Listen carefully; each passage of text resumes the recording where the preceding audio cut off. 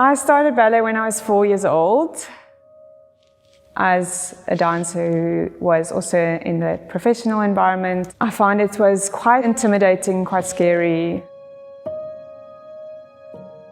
So I wanted to create a safe space for adults to come and enjoy themselves and to have a break from their day. We found this beautiful church hall, and I saw people were gathering outside, and we walked in and we were like, this is it. In 2011, ironically, when I left primary school, she had ended a journey at the primary school I was at, and she has basically set the foundation to my journey. I was running the studio and also doing 3 other jobs. I was teaching in the schools for the Western Cape Educational Department. I was managing the ballet shop, and I was also working in the full ministry as a stunt performer. All just funding ballet on Kloof, and also being able to make a living without stressing about my passion. She kind of gave me my first proper teaching kind of job at Ballet on Kloof. I came for an interview, and immediately there was a very good understanding and connection about what our passion is and where we want to go with our teaching. That was now, I think we figured out 9 years ago or so. Yeah, so a while ago, and it's kind of like just grown. Because I love having humans in my space, and it's an energy exchange. You feed off each other. The teacher also plays a very good, big role in helping you. It brings healing and love for each other and for ourselves.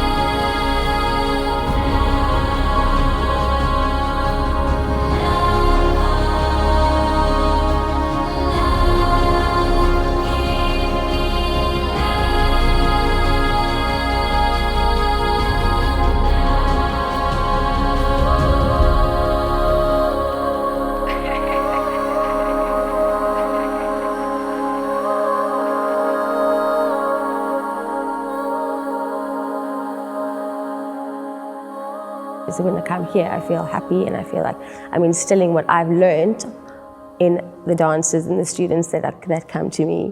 And I'm quite quirky and fun to be around.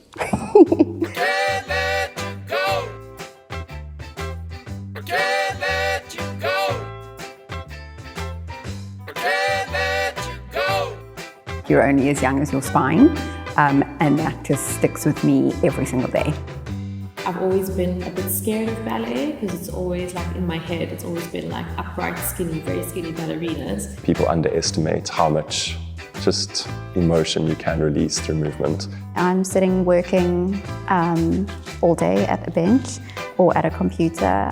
When you're just sitting, it's amazing and inactive how sore your body gets. Maybe we underappreciate our bodies, but like simple things like being able to dance, I now value more than I did before. I actually wanted to build up my confidence to audition for musicals, but had no musical theatre training. But I was like, it's fine, I can act my way through that, but then I need to learn some technique. An exception to the rules in my school. I would say I owe a lot to Ballet on Kloof for giving me the confidence to audition for that, and also just to handle the intense choreography that I had to learn in that musical as well. Like it prepared me for that for sure. One of them is I had to jeter in the air, and you said that I did pretty well, so.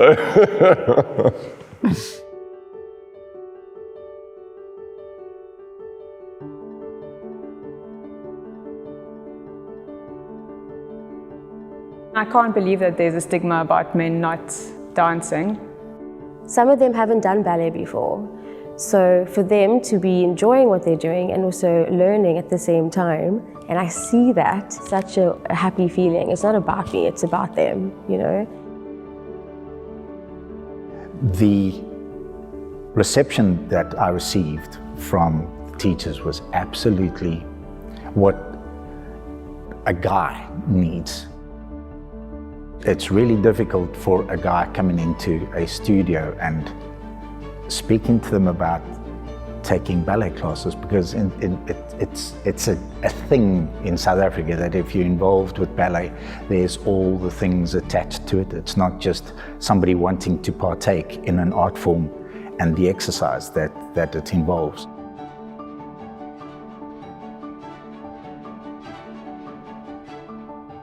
For me, it was like eye-opening to be able to like appreciate movement in a different sense, not just as a expression, but also as like a way to like connect with yourself. Obviously realised in the last kind of few years, just after starting with Ballet on Kloof, how important exercise is from my kind of mental health. I grew up in Saudi Arabia, so I grew up in a culture where there isn't a lot of dance and there isn't a lot of like ballet and those kinds of things. That connection between mind and body and just being present in the moment is such a difficult thing to master. Ballet for me was an escape from what I was facing. Little did I know that it was something that was going to enhance into wanting to pursue dance as a career. Through my dancing, so many doors that has opened. I got an opportunity to choreograph the Brits Dance Festival at the back, being a 13-year-old going on 14.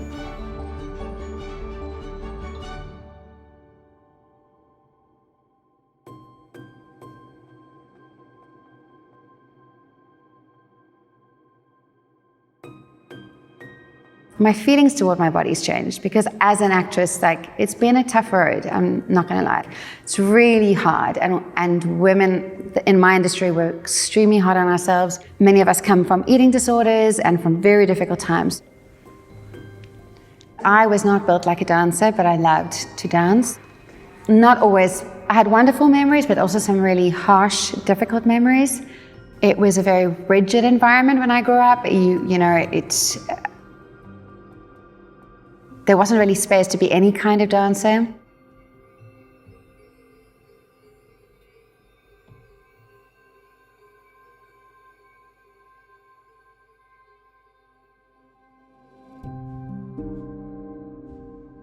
You know, in the end, it was nowhere near as dramatic as I'd expected. The problem with spinal injuries is if one happens at one level, often what happens is because you fix that level, if you don't build strength around the area, it will happen at the next level. So that's, that's my incentive to never seize up, essentially. Movement is equal to life. If you look at patients, elderly patients that fall and break their hips, it's not because they've broken the hip that they become unwell and pass away. It's because of the lack of movement. People have over-engineered this. One of the easiest ways to treat any chronic inflammatory disease, like chronic osteoarthritis and other arthritic changes in the body, is by movement. And it's by virtue of the fact that it actively fights oxidation, metallation, which is the hallmarks of inflammation. So one of the best anti-inflammatories in the world is just pure movement. We lose the ability for flexibility and movement purely because we don't use it. We will lose it over time even if we are very active because the physiological constraints that happen as you grow older. But people who move better grow older better, so your functional life is extended. person I consulted said to me, you go out and you get as strong as you possibly can before you even have the surgery, and then you'll sail through it. And I was convinced that I was going to have no flexibility. Contrary to their warnings, I've got full range of movement, and touch wood, have had no comebacks, and I'm hoping that that's where it's going to stay. Yeah.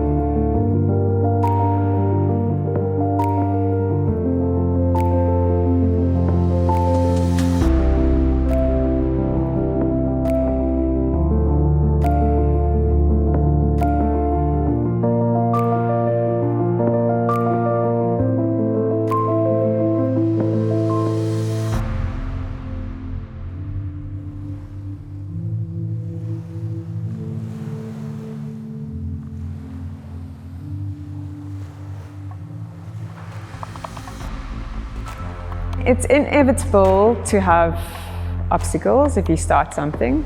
You're going to have them. I've had many. But I think the biggest obstacle was definitely the pandemic.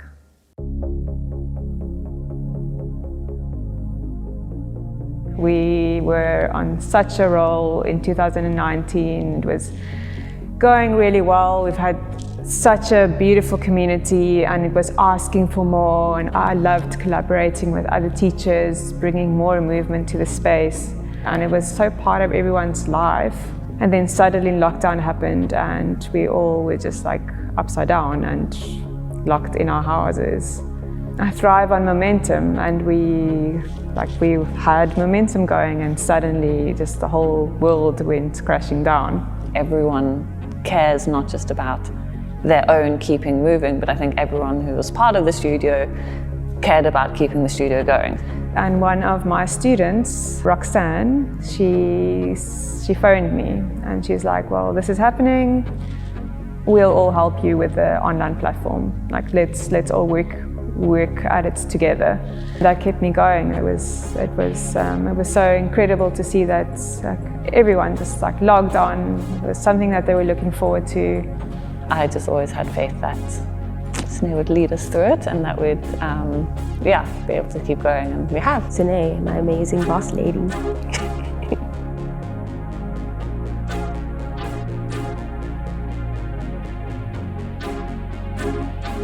So much. Good evening. Thank you. Lots of love. Thank you. That was awesome. Thank you so much, everyone. Thank you, darling. That was awesome. Thank you.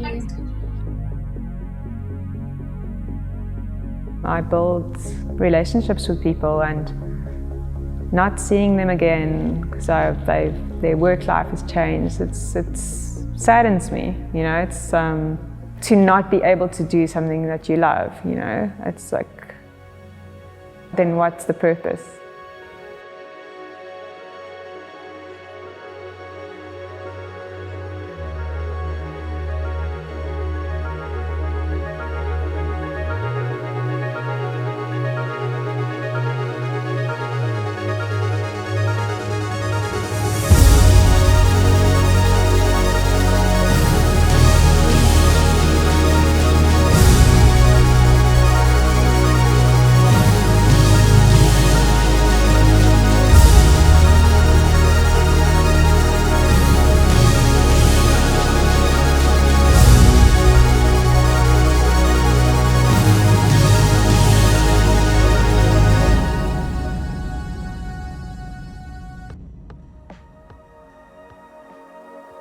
Oh goodness, you did ask the big life question. Movement to me, it's my happy place. You know, a ballet class you come to, you cannot think about anything else. It's impossible. It becomes part of who you are, and I need that to carry on for as long as I'm able to carry it on for. Specifically dance, which incorporates then music with movement, is just an extra layer of therapy. When things start and the music starts to play and the exercises begin, you are literally transported to another world. All the problems that you had outside are gone. On a personal level, it's a part of the class where I can actually feel like I've stopped the chitter-chatter and something's taken over, and it becomes like a movement meditation for me. Head from work, where I'm in work and I'm with patients and it's madness and it's sick children, and then you just come into the studio and there's like a beautiful song playing and you feel really beautiful. I don't know, ballet just makes me feel beautiful. And there aren't a lot of places where you kind of just feel that about yourself. I think when I first came back to ballet, I didn't realize that ballet could be as beautiful as it is. Like, it's so different for me now. I can't compare them. Being in an adult ballet class is nothing like, you know, what it was at school. It's a very different experience. When I'm here, it kind of takes me back to when I was a kid, and you know, you would spin around and I feel like, and you know, you'd fall over, and I feel like that's kind of the space here too, you know, you have the freedom to be the kid again. I can't imagine life without movement.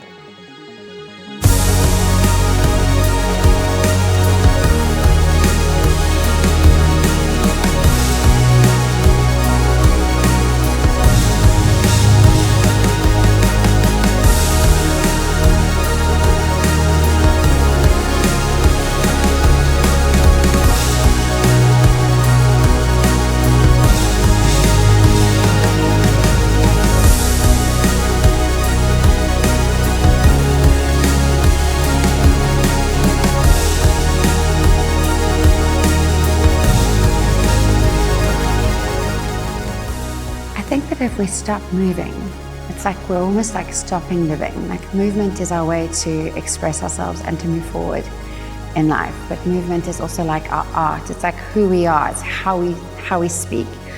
And it's far more universal than words, because we can all move together and we don't even have to speak the same language. And it tells the story of us, yeah, in a very honest way, because your body never lies. You know, words lie, but your body is like always telling the truth about what's going on. It's a very honest, authentic expression of you. My dream for this space is already come true. It's amazing what happens if you just listen, if you listen to what it needs. You know, you initially start something, you're like, okay, I've got a passion for this, let's see where it goes.